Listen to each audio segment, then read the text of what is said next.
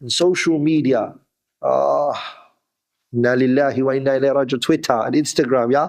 Facebook. I advise anyone who wants to protect his religion to go off those social media platforms. Get away from it. Everything you see on that social media, one person will say something, another one will comment, another one will comment. It's a place that's become what? Very bad for the heart.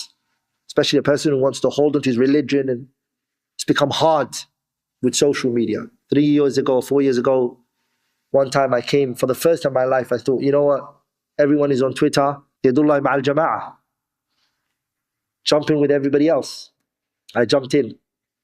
If I say something and I put a tweet out, some guy's responding and I'm thinking, who is he?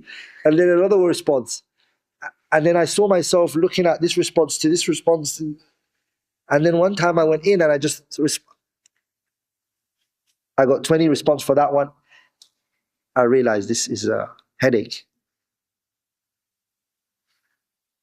I said cancel and deleted it.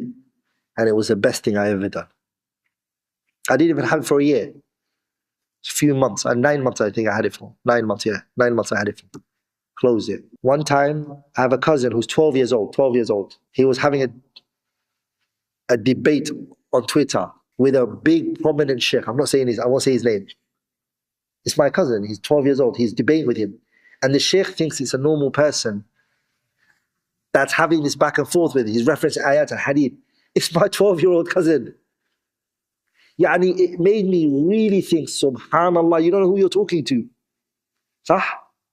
And you're exerting all this energy to get a point across, and you don't know who's on the other side. Sah? So it's creating disunity, haqiqatan. It's creating a lot of disunity, and it's making people say things that they shouldn't be saying.